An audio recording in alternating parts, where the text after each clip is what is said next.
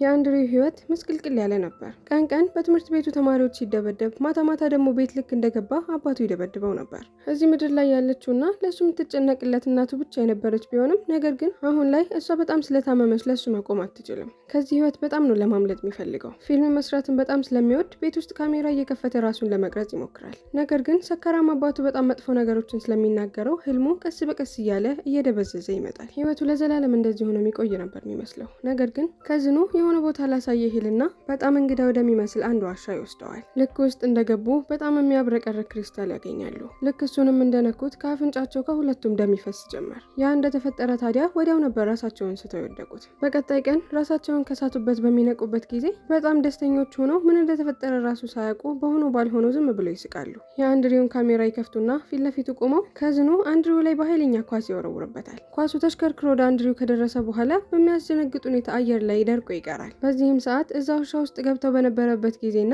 ያን የሚያበራውን ክሪስታል ሲነኩ ሱፐር ፓወር እንደተሰጣቸው እንገነዘባለን። መጀመሪያ ላይ የተከሰቱ ባሉት አዳዲስ ነገሮች በጣም እየፈሩ የነበረ ቢሆንም በኋላ ላይ ግን ደስ እያላቸው ቀጥለውም ደግሞ ሱፐር ፓወራቸውን መጠቀም የሚችሉበትን አጋጣሚ በሙሉ እየተጠቀሙ ቴስት ማድረግ ይጀምራሉ። ከማትና ከስቲቭ በስተቀር አንድሪው በጣም የሚገርምና ከነሱ በተሻለ መልኩ ነበር ታለንቱን ሲያሳያቸው የነበረው። እንደፈለገ እቃዎችን ማብረር እንዲሁም ደግሞ ብዙ ኃይል ሳይጠቀም ብረታ ብረቶችን ማጣመም ቻለ።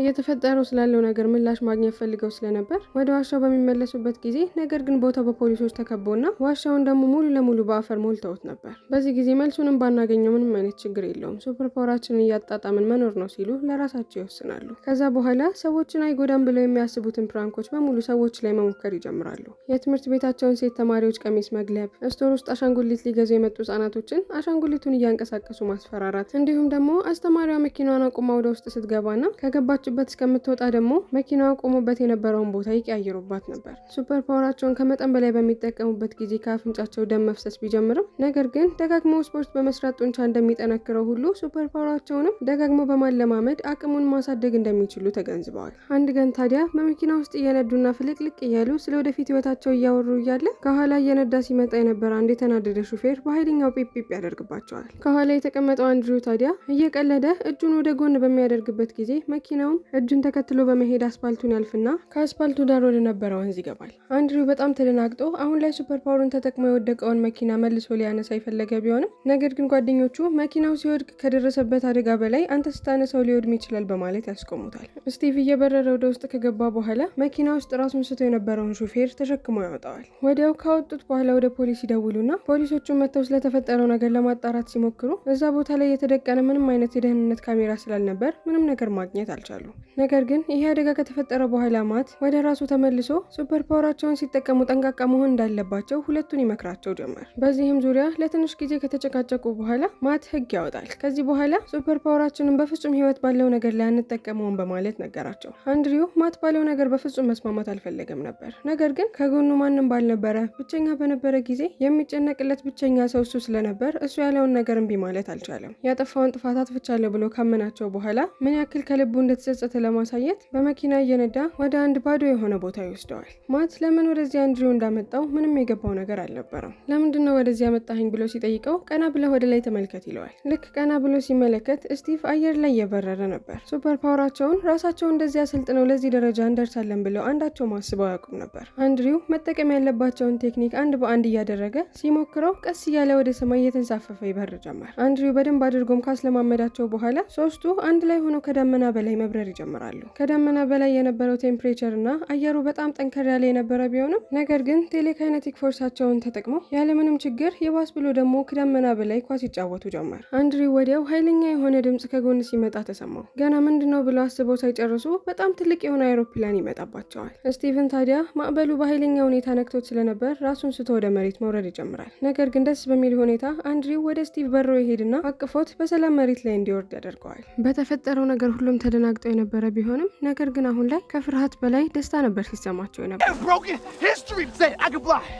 I can fly. I can fly. Hey, I can man. fly. Shout I can out. fly. I can fly. I can fly. ይሄኛው ተግባራቸው ታዲያ ሶስቱን ጓደኛሞች ከምን ጊዜውን በላይ ያቀራረባቸው። ምንም አይነት ትኬት ድጋሚ ሳንገዛ ዓለምን በሙሉ መዞር እንችላለን ማለት እኮ ነው በማለት እየተነጋገሩ እያለ ነገር ግን አንድሪው ብቸኛ መጎብኘት የሚፈልገው ቦታ ቲቤት የሚባል ቦታ ነበር። ታዲያ አንድ ቀን ትምህርት ቤት ውስጥ ሁሉም ያላቸውን ታለንት የሚያቀርቡበት ፕሮግራም የተዘጋጀ ጊዜ አንድሪው የስቲቭን ሕይወት ስላዳነለት ለማመስገን ብሎ ብቃቱን እንዲያሳይ አንድሪውን ወደ መድረክ ይጋብዘዋል። ነገር ግን ገና አንድሪው መድረክ ላይ ልክ እንደወጣ ነበር ታዳሚዎቹ እሱን መሳደብ የጀመሩት። ካርታ ይዞም እየተራመደ እያለ ያደናቅፈውና የያዘው ካርታ በሙሉ ተበትኖ እሱም ይወድቃል። ኳሶችን ማሽከረባበት እንዲሁም ደግሞ በቀጭን መስመር ያለምንም እንከን ይረማመድ ጀመር። ባሳየውም ታዲያ በሚገርም ብቃቱ ታዳሚዎች በሙሉ እየጮሁና እያጨበጨቡ አድናቆታቸውን ገለጹለት። ያን ቀን ማታ በጣም የሚያፍረውና ኢንሰኪውር የነበረው ልጅ በአንድ ቀን ብቻ ወደ ታዋቂና ሁሉም ሴቶች ወደሚወዱት ወንድ ይቀየራል። ፓርቲውም ልክ ሊያልቅ ሲደርስ ሁሉም የትምህርት ቤቱ ተማሪዎች የእሱን ስም እየጠሩና እያጨበጨቡለት ሁሉም በአግራሞት አይን ነበር የሚመለከቱት። ይባስ ብሎ ከክላሳቸው በጣም ታዋቂ የነበረችው ልጅ ለብቻቸው ወደ መኝታ ቤት እንዲሄዱ እጁን እየጎተተች ትወስደዋለች። ስቲቭ ታዲያ ጓደኛውን የሚያሳልፈው ምርጥ ጊዜ ለመቅረጽ ካሜራ ይዞ ወደ ክፍሉ እየሄደ እያለ ልጅቷ እየሮጠችና እየተንገዳገደች ጸጉሯ ላይ ትውከት ሆኖባት ትወጣለች።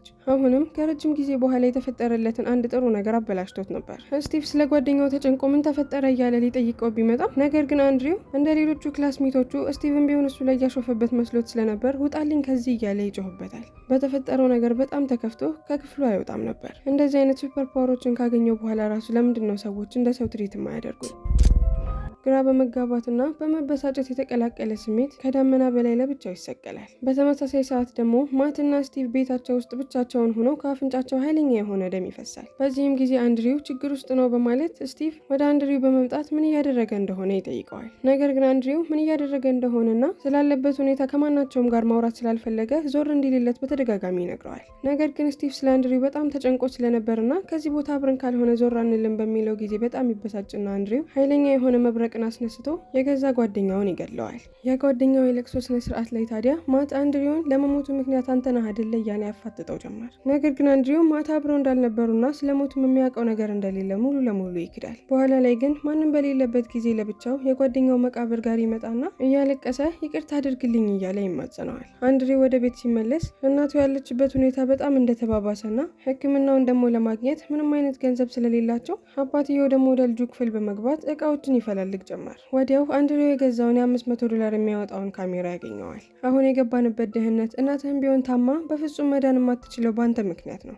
Hoarding a $500 camera while your mom dies in there? Look at me when I'm talking to you! I didn't spend any of your money. Every last cent goes to school for you, and now I can't even hear a goddamn thing! You idiot! You idiot, you shit!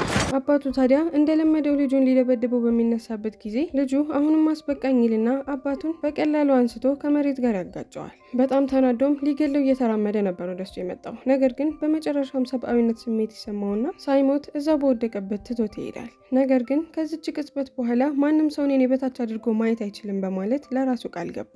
ወደ ትምህርት ቤት ሲመለስ ከልጅቷ ጋር መኝታ ቤት ከገቡ በኋላ ላይ እንዳስታወቀባት ወሬው ለሁሉም ተዳርሶ ነበር። የትምህርት ቤቱ ቡሊዎች ታዲያ እንደ ማስታወቅ እያስመሰሉ እሱ ላይ ሙድ ለመያዝ በሚሞክሩበት ጊዜ በጣም ይናደድና አንድሪው እጁን ብቻ ይጠቀምና የቡሊዎቹን ዋናቸውን ጥርስ ይነቅልለታል። ከደም ጋር የተደባለቀውን ጥርሱን ራሱ እያየ አንድሪው ምንም አይነት ፍርሃት ወይንም ደግሞ የመዘግነን ስሜት እየተሰማው አልነበረም። አሁን ላይ ጥርሱን የገነጠለበትን መንገድ እንዳልወደደውና በቀጣዩ እስከ ድዱ ግማሽ አድርጎ እንደሚገነጥለው አወራ። አሁን ላይ ዳርክ የሆነው ሱፐር ፓወሩ በጣም እየጨመረ ነው። ባኪያርዱ ጋር ሄዶ ተቀምጦ ካሜራውንም ከከፈተ በኋላ እቺን ዓለም የሚያይበት መንገድ ስለተቀየረና ስለ አዲስ አመለካከቱ ካሜራው ፊት ለፊት ቁጭ ብሎ ያወራል። አሁን ላይ ራሱን እንደ ኤፔክስ ፕሬዲተር ነው የሚያየው። አዲስ ተፈላስፎ ባመጣውም ህግ መሰረት እዚህ ምድር ላይ ስትኖር ጠንካራ ከሆንክ ደካማዎች ላንተ መስራት አለባቸው፣ እነሱን አንተ መቆጣጠር ትችላለህ። እስከዛሬ ያሰቃዩትንም አሁን ላይ በቀሉን በሚፈጽምበት ጊዜ ምንም አይነት የጥፋተኝነት ስሜት ሊሰማው እንደማይገባ ከኋላው ተቀምጦ የነበረውን አሮጌውን መኪና እያጨማደደ ራሱን ለማሳመን ሞከረ። በቅርቡ ማት ትምህርት ቤት አንድሪው ምን እንዳደረገ ይሰማና ወደ አንድሪው ቤት በመምጣት ሱፐር ፓወራችንን ሰው ላይ አንጠቀመውን ብለን ቃል የተገባባነውን ነገር ረሳህ እንዴ ሲል ይቆጣዋል። ነገር ግን አሁን ላይ አንድሪው ማንም ሰው የሚለውን ነገር ለመስማት ግድ አይሰጠውም። እነዛ ያወጣቸው ህጎች ምንም ጥቅም የላቸውም። ሱፐር ፓወራቸውን ከማግኘታቸውም ከመጀመሪያ ቀን አንስቶ የአንድሪው ሱፐር ፓወር በጣም ኃይለኛ ነበር። ስለዚህ በመካከላቸው ጸብ በሚፈጠርበት ጊዜ ማት አንድሪውን በፍጹም ሊነካው አልቻለም። በዚህም ምክንያት በጣም ይበሳጭና ለአንዴና ለመጨረሻ ጊዜ ጓደኝነታቸው ያበቃና ማት በመስኮት እየበረረ ወደ ቤቱ ይሄዳል። በዚህ ሰዓት አንድሪው ለአንድሪው ግድ የሚሰጠውና የሚጨነቅላት አንዲት ብቸኛ ሴት ብትሆን እናቱ ብቻ ነበረች። አልጋዋ ላይ በጀርባዋ ተኝታ ለረጅም ጊዜ ቆይታ ስለነበር እጁን ብቻ በመጠቀም ወደ አንድ ጎኗ ያዞራታል። ቀጥሎም አባቱ ወደ ስራ ሲሄድ የሚለብሰውን ዩኒፎርም ይለብስና የታመመችውን እናቱን ለማሳከሚያ ብር ለመቀበል ወደ ውጭ ይወጣል። ቪዲዮውን እስካሁን ድረስ እያያችሁት ከሆነ ይህንን ቻናል ከየት እንዳገኛችሁት ከቲክቶክ ሊሆን ይችላል ወይ ከፌስቡክ ከየትም ቢሆን ከተመቻችሁ ኮሜንት ላይ አስቀምጡልኝ። መጀመሪያ የሄደላቸው ሰዎች ሰፈር ላይ በጣም ቡሊ በማድረግ የሚታወቁ ጉልበተኛ ሰዎች ጋር ነበር። ያላችሁን ገንዘብ አምጡ ሲል ጮኸባቸው። ነገር ግን የአንድሪው ፊት ይሸፈን እንጂ ድምፁን እንደሰሙት ነበር እሱ እንደሆነ ያወቁት። ጭራሽ ካንተን ብሶኛን ብር ትጠይቀናለህ እንዴ በማለት በጣም በመበሳጨት እሱን አታክ ሊያደርጉት ሲመጡ ወደሱ በጣም ይበሳጭና አንድ በአንድ ይገላቸዋል። ሞተው ሰውነታቸው መሬት ላይ ተዘርሮ ሲመለከታቸው ራሱ ምንም አይነት የሀዘን ስሜት አልተሰማውም። ወደ እያንዳንዳቸው ኪስ እየሄደ ያላቸውን ገንዘብ ሙሉ ለሙሉ ከወሰደ በኋላ ወደ አንድ ቦታ ተደብቆ የወሰደውን ገንዘብ ይቆጥራል። ነገር ግን ገንዘቡን ሲቆጥረው ለመውሰድ የሚፈልገውን ገንዘብ ለመድረስ ገና ብዙ ይቀረዋል። በዚህም ጊዜ በአቅራቢያ ወደሚገኝ ጋዝ ስቴሽን ይገባል። ካሽየሩን በፓወሩ መጥቶ ከጣለው በኋላ ቴሌኪኔሲሱን ተጠቅሞ ብሮቹን በሙሉ እያበረረ ወደ ቦርሳው ይከታቸዋል። ስራዬን አጠናቀቅኩ ብሎ እየሮጠ ሲወጣ ካሽየሩ ራሱን ከሳተበት ነቅቶ ነበርና ሽጉጥ ይዞ ወደሱ ሲተኩስ ዞር ብሎ አንድሪው እጁን ብቻ ነበር ያንቀሳቀሰው። ወዲያው ኃይለኛ የሆነ ፍንዳታ እዛ ጋዝ ስቴሽን ውስጥ ይፈጠራል። በተፈጠረው ፍንዳታም ታዲያ አንድሪው በጣም ተጎድቶ ሆስፒታል ተኛ። ራሱን ስቶ ሆስፒታል ተኝቶ በነበረበት ጊዜ ታዲያ አባቱ ይመጣና በሱ ግዴለሽነትና ጥፋት ምክንያት እናቱ እንደሞተች ይነግረዋል። በእናትህ ጎን በመሆን እሷን በማስታመም ፋንታ አንተ ግን እየወጣ ያገኛቸውን ከባድ ነገሮች በሙሉ ትሰራለህ። በመጨረሻም ህይወቷ ከዚህ ምድር በምትለይበት ጊዜ ራሱ ከጎኗ መሆን አልቻልክም። ልጁ ራሱን ስቶ ሆስፒታል ተኝቶ እያየው ራሱ ምንም የሚራራ ልብ አልነበረውም። እጁን ሲያነሳበት አንድሪው አይኑን ይከፍትና አባቱ የሰነዘረበትን እጅ ይዘዋል። በሰማው ነገር በጣም ተበሳጭቶ ስለነበር የሆስፒታሉን መስታወት በሙሉ ያፈነደዋል። በሌላ በኩል ደግሞ ማት ሱፐር ፓወሩን መጠቀም አቁሞና ከሚወዳቸው ሰዎችና ከጓደኞቹ ጋር በመሆን ከነሱ ጋር እየተቀራረበ ጊዜውን ያሳልፋል። ነገር ግን ኖርማል ህይወቱን እየኖረ እያለ ከአፍንጫው ከፍተኛ መጠን ያለው ደም ይፍለቀለቅ ጀመር። በዚህ ጊዜ ወዲያው ነበር አንድሪው ችግር ውስጥ እንዳለ የገባው። በቲቪ ዜና እየተመለከቱ እያለ ታዲያ ዜናው ላይ በድንገት ስለተፈጠረ የሆስፒታል ፍንዳታ ሲመለከት አንድሪው የተጎዳው እዛ ውስጥ እንዳለ ይገባውና ምንም ጊዜ ሳያባክን መኪናውን እያበረረ ወደሱ ይሄድ ጀመር። አንድሪው አባቱን ከፎቅ ወደታች ወረወረው። ማት የቻለውን በሙሉ አድርጎ በሮ ሄዶ አባቱን ያድነዋል። አንድሪው ይሄንን ሲመለከት ከመጠን በላይ ይበሳጫል። አውቄ አይደል የጣልኩት አንተ ማነህና ነው የምታድነው? Right now, this is really bad. I dropped him. Why did you catch him? You're hurting people. I'm an apex predator. የአንድሪው ፓወር ታዲያ ከመጠንከሩ የተነሳ አሁን ላይ ፓወሩን ለመጠቀም ምንም አይነት ገደብ የለውም። እርስ በርስ ባስ እየተወራወሩ የሰዎችን አፓርትመንት እንዲሁም ደግሞ መስሪያ ቦታ እያፈረሱ ማንም ደግሞ ከነሱ መሀል ገብቶ ማስቆም ስለማይችል ከተማዋን በማታ በአንድ ጊዜ ማውደም ይጀምራሉ።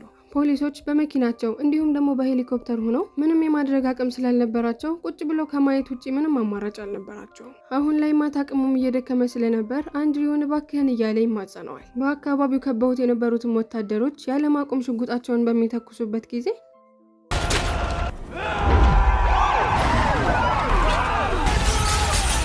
ንዴት ሰውነቱ ሙሉ ለሙሉ ተቆጣጥሮት ስለነበር በአካባቢው የነበሩት እሱን ሊጎዱት የፈለጉትንም ያልፈለጉትንም በሙሉ አታክ እያደረገ እንደሆነ አልገባውም ነበር። በዚህ ጊዜ የማት ልብ ይሰበራል። ጓደኛውን መግደል ባይፈልግም ነገር ግን በአቅራቢያ ቆሞ የነበረው ሐውልት የያዘውን ጦር ከአንድሪው ጀርባ ሆኖ ሳያስበው ይተካበታል። ፖሊሶች ቀስ ብለው መሳሪያቸውን በመያዝ ወደ ማት እየተጠጉ ሲመጡ በፍጥነት እየበረረ ከዛ ቦታ ይሰወራል። ከዓመታት በኋላ ማት እስከዛሬ አንድሪው ሲመኝበት ወደ ነበረው ታቡ ወደሚባለው ቦታ ሂዶ የሆነ መሀል ላይ ከደረሰ በኋላ የአንድሪውን ካሜራ ይከፍታል። አንድሪው በጣም መጥፎና ሰይጣን የሚባል ሰው አልነበረም። ነገር ግን አባቱ ሲያደርስበት በነበረው ትምህርት ቤት ደግሞ ተማሪዎች ያለማቆም በሚያሰቃዩበት ጊዜ ጥሩ መሆኔ ለማንም አይጠቅምም ብሎ ነበር እንደዚህ አይነት ውሳኔዎችን ለመወሰን የተገደደው። እኔ ሱፐር ፓወሬን ሰዎችን ለመጉዳት በፍጹም አልጠቀመውም በማለት ቃል ከገባ በኋላ ካሜራውን ይዘጋዋል። ካሜራውንም እዛ በተቀመጠበት ጥሎት ከሄደ በኋላ ፊልሙ እዚህ ጋር ያበቃል። ከተመቻችሁ ሰብስክራይብ፣ ያልተመቻችሁ ነገር ካለ ደግሞ ኮሜንት ላይ አስቀምጡልኝ።